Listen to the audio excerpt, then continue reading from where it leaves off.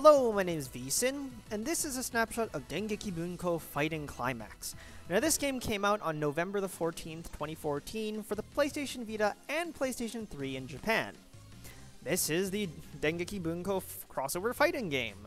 It's basically a whole bunch of characters from the light novel publisher, Dengeki Bunko. I'll just quickly go into special character for a second. Just all these various different characters, as well as assists from a sort of different series. I've only played with so many of them, but whatever. Something I'd also quickly like to note before anything else is that if you're looking at the illustrations, these are the light novel illustrations. Most of these series actually do have an associated anime. Even Valkyria Chronicles has an anime.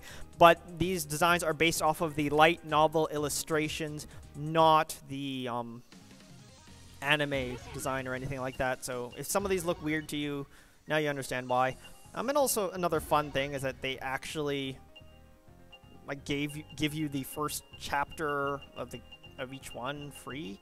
I believe it's the first chapter or the first volume of all of these books for free. Not free, you paid for them, but still. Like, they're available in here, but they're all in Moon Runes, so unless you can read this, good luck. But other than that, yeah, let's go into training mode first. But before that, quickly talking about options, I would normally go into the options menu here, but I'm going to be lazy and say, go to the description. I actually completely stole someone else's Imagear album, where they translated the entire options menu into English. I believe it's Ryuji some number. He's on the dustloop.com forums. He also has a YouTube channel, and that channel is currently doing translations for the story mode as well. So if you're interested in that shit, go over there. I'll probably just put all those links into the description, because I can't quite remember what his exact name is right now. So into the training mode, let's just explain some game mechanics first. So you can pick your character here. Everyone does have a... Oops. Keep pressing the wrong button. Everyone does have a set of color palettes. You can unlock them using game credits and get more color palettes, so that's color palette 14. I just use it because why not? You can also pick your assist. Assists also... Do assists? I can't remember exactly. Give me a second, because I keep screwing up my inputs here. All the assists also have their own color palettes as well. Okay, fine. I've never used this assist in my life before, but whatever. Let's quickly put a sandbag there, because why not? And you can select your stage. The fun thing about the stages is that none of them are from Dengeki series. They are all from SEGA games. Valkyria Chronicles, Virtua Fighter 5, Knights, that's a Dreamcast game, apparently called Classic, Phantasy Star Online 2, Sonic, you get the drill. Like, these are all SEGA stages, and it's like, that's interesting. So, whatever. Let's get into some game mechanics real quick. And then we'll get into some actual fighting, even though I kind of suck at this game, but whatever. I got the meter set to maximum. So it's pretty standard, like, yay, I have my regular attacks, crouching attacks. There are no forward or backward tilts for regular attacks or like diagonal tilts or anything like that. It's just neutral and down, and that's it. You also have your special attacks. They are all mapped to quarter circle forward, quarter circle backward. Like quarter circle forward, quarter circle backward A, quarter circle backward B, quarter circle forward B, backward C, forward, quarter circle forward C, stuff like that. You also have AB, which will basically is a universal input. It'll do various different attacks. Forward, down version, back version. All of these can also be powered up, if I can remember what the input was. Well, never mind. AC is, or light heavy is trump attack. Trump depends on the character. Some characters all have special input trumps. Like, for example, Kuruki Hime has 3 different modes, mode blue, red, green, with different modifiers. Trump will also give you a slight damage boost for the duration. As indicated by that, if you look there, you can see that bar slowly ticking down. That is the trump boost gauge, and some characters, again, have modifiers, some don't. Depends on who they are. There's also Blast, and they have 3 different blasts. There's just Blast in place. What the power-up blast, what it will do is it will... oops. Did the wrong input. Give me a second. Power-up blast will give you access to an upgraded version of your super. You can see here the damage is 3430, whereas the regular super, regular third super without any modifier is 2750. So you can see it does give you a damage boost. It also gradually boosts your meter gauge and generates extra meter. There is the combo blast, which will just blast them straight up into the ground. You can combo them off of that. Also, when you're getting hit, you can blast to reject them, sort of like a combo breaker. Blast also regenerates pretty quickly in this game compared to other games where it's like 1 per round. In this, you can sometimes get 3 depending on how long the round goes. Also, you know, you have combos. And you can combo and stuff like that.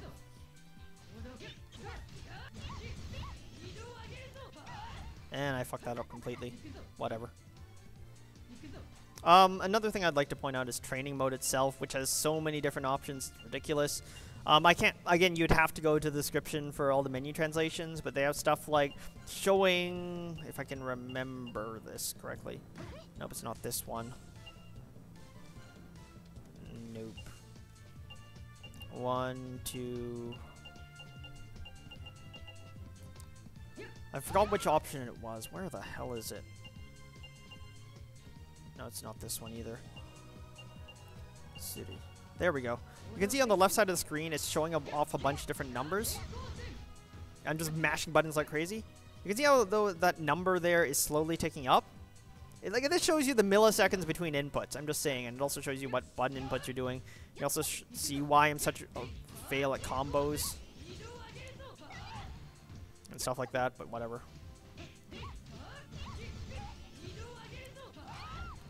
And I completely screwed up that input, but whatever. I'll just get rid of screen clutter. Stuff like that. You can also change your characters from within training mode, which is just... I'm sorry, this is a pet peeve of mine where you normally have to leave training mode to change your characters. You can actually just do it from inside training mode, which is... Yeah, no, it's a pet peeve of mine. Either way, did I forget anything? Blast, air combo... Oh, right, I forgot. The universal actions like that, AB, those do also have clash frames. Clash frames are somewhat unique to this, where essentially, if you hit an opponent's attack with your clash attack, then your clash attack will override theirs, and you'll go through and you can do stuff off of it. So this, then you can combo out of this. And if I didn't fuck this up, which I always do. And I screwed up that combo as well, but whatever. You can do all sorts of other things with this. Let's get out of here. Let's talk about story now. Let's go. Dream Duel. I'm just going to describe it from here. Essentially what you do is you pick your character. The 2 playable SEGA characters are not available in here. Neither are they available in arcade. But you pick a character. There's 6 preset opponents. You will have a conversation about nonsense. Then you will fight. And that's it. That's it for direct character interaction. I'm not even kidding. Arcade mode is more just the character themselves ranting about whatnot. The people they talk to basically have baked conversations, so whatever. And like I said, the SEGA characters are not available in this mode because I have no idea why. Let's just quickly pick some characters for no good reason. And I'll show you through some cutscenes here.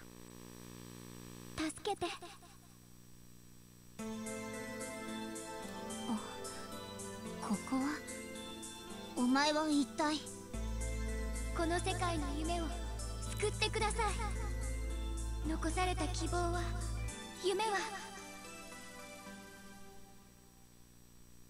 消えたアラストールこれはアラストールコキュートスに気配がない私だけ特殊な自在法にとらわれた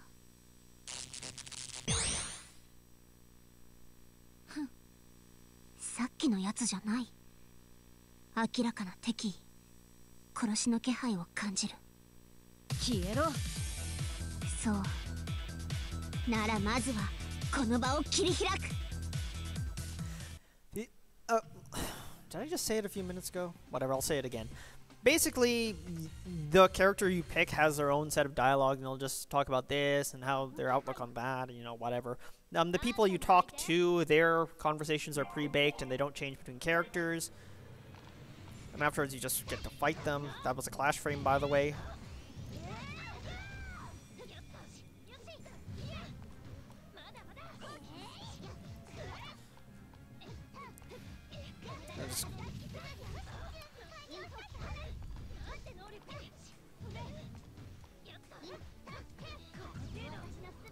Yay! CPUs are dumb. Well, whatever. So basically, their conversations are pre-baked, and the way they interact with stuff and all that good stuff, so. The other thing I wanted to mention, and I probably should finish this first, but that Denshin, that's a fucking Dreamcast. That's a Dreamcast! She has a Dreamcast controller on her fucking head. I'm just saying.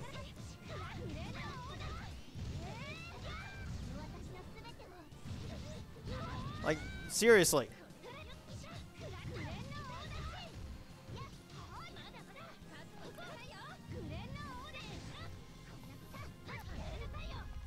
Like, I'm sorry, but when your main... Like, the main sort of plot device is a Dreamcast. I mean, really? Sega, really? Don't you already have a fighting game franchise, and now you need to project yourself into someone else's fighting game franchise? I'm just saying. I just find it kind of silly. 殺さない程度には手加減したけど、あの敵意の強さじゃ長所は無理かな。それに戦いの中で変化まで。やっぱり友柄？いいえ、違います。それは取り込んだ世界の情報を模倣した絶務の一部です。お前はさっきの友柄じゃなく絶務？この世界を、夢を救ってください。お願いし。Skippity skippity skoo. Yeah, that's about it. And again, it just kind of goes through. It's like, oh, I'm in this world of dreams. Ha ha ha ha ha ha. And then, you know, save the world, save this multiverse from evil bad person thing. Like, you know, the usual spiel. Otherwise, versus mode, you can just, you know, pitch your usual tent against CPU. Online, ad hoc. Should be self-explanatory. More fights against people online or ad hoc. Challenge mode, it's basically a modified arcade mode where score attack, time attack, survival.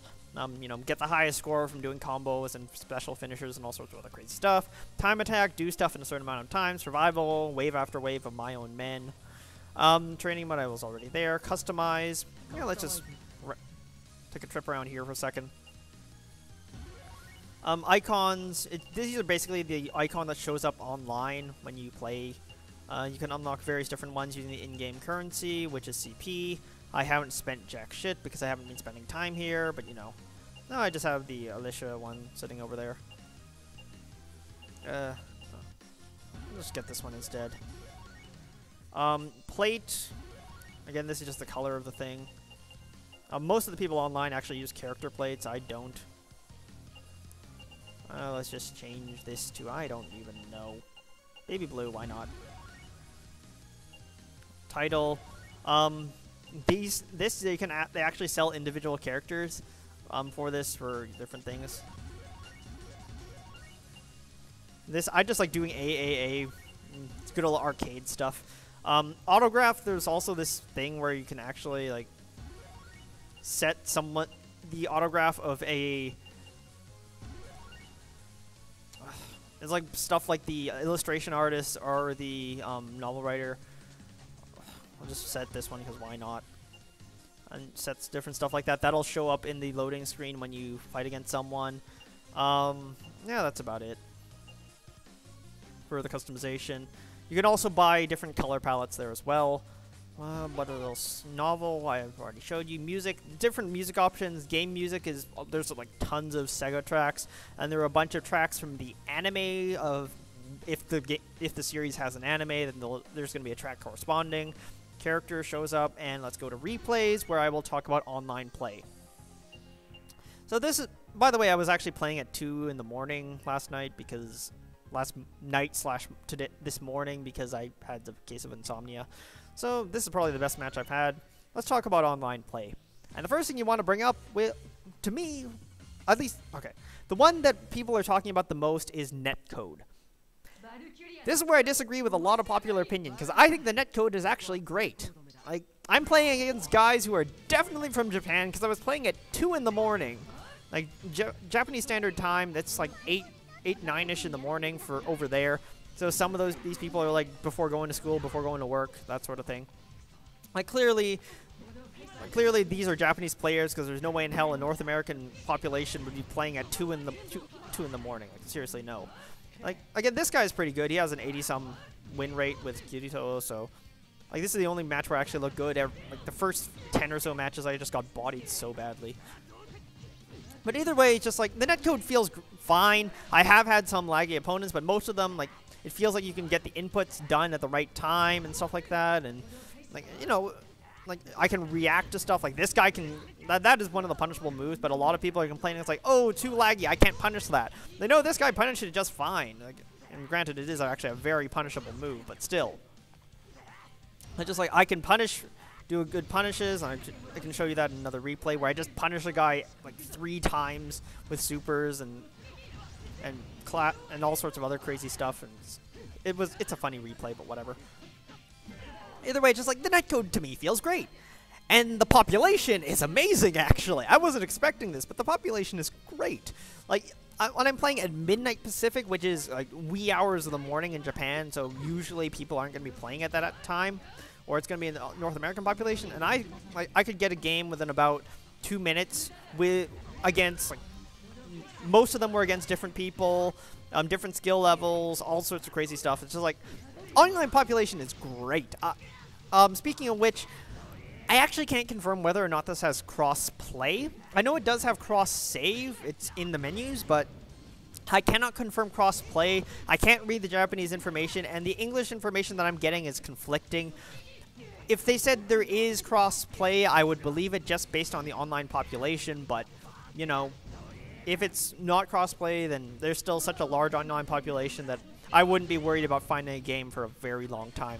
Because it seems like this game is actually reasonably popular in Japan.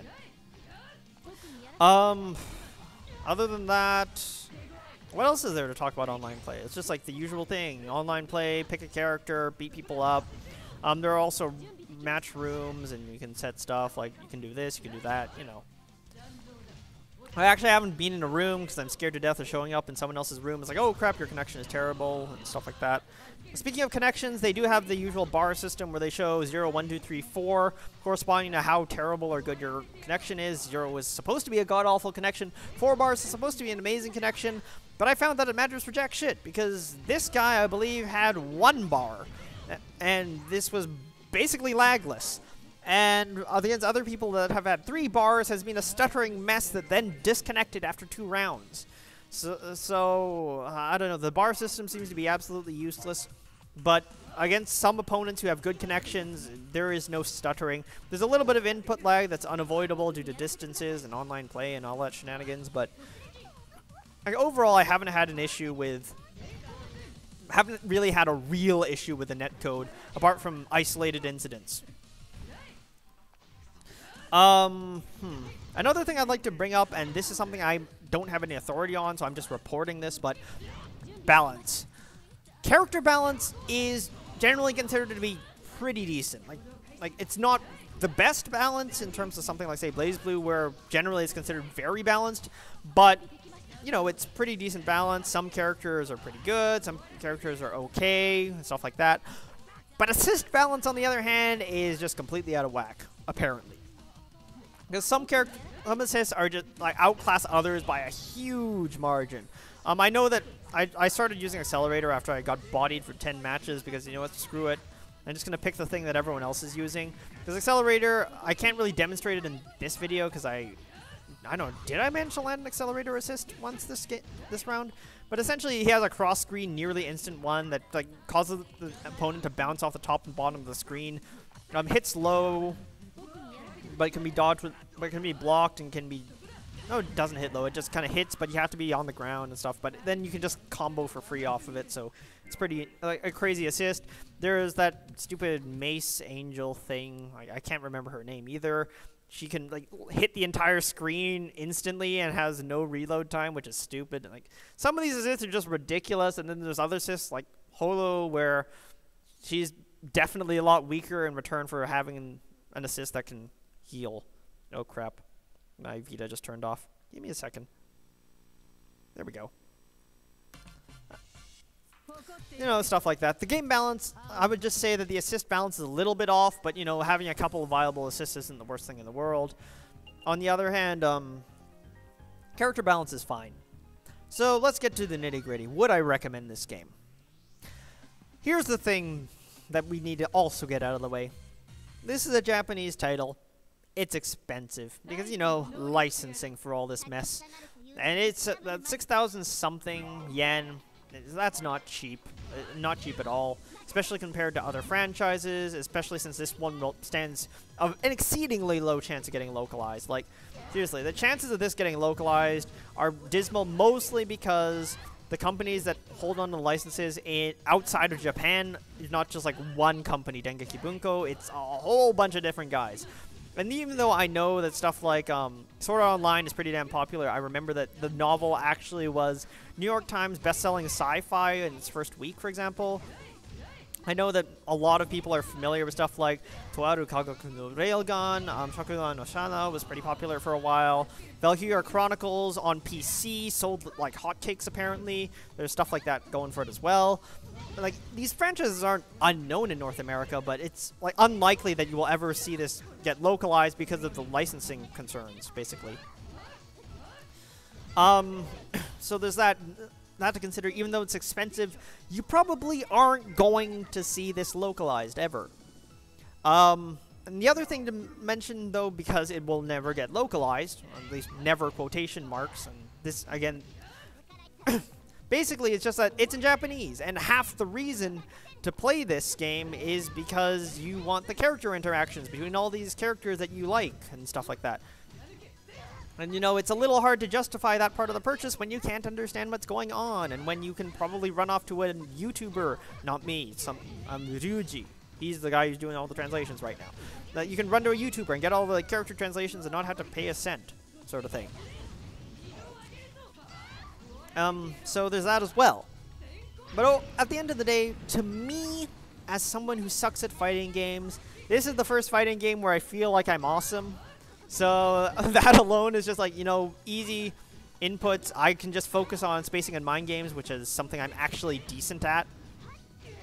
Even though you just see me doing a whole bunch of really shitty approaches all the time. But even so, it's just like, you know, this is the sort of game where I can actually feel like I'm good because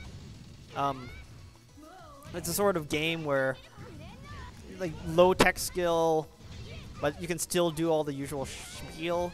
So, you know, but I'm just going to TLDR it right here.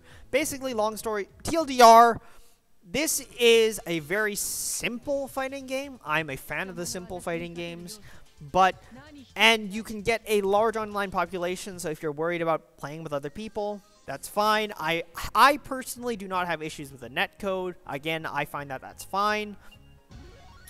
But overall, it's just, you are talking about an expensive purchase for a game you can't, in a language you cannot understand, where most of the things that would add value to the purchase don't exist for you. So, tentative recommendation because I like the game, but with the understanding that you'll have to be the sort of person who can find value in what you can actually get value out of. Okay? That was a really shitty explanation. Essentially, the game's in Japanese, and a lot of the stuff that would make this a really good purchase is locked behind the language barrier. So, caveat emptor, if you find this on sale from like a website or something, or if it gets a discount or something, then that would be a pretty good reason. But, if you don't mind playing online with a bunch of Japanese people instead of, like, local tournaments and stuff like that, because in terms of North American or even Europe, I don't really think that there's going to be a particularly large community for this game outside of Japan. So, basically, it's just caveat emptor, I guess. My name has been VSin. Thanks for watching. I'll just leave the rest of this really silly replay for you guys. Yeah.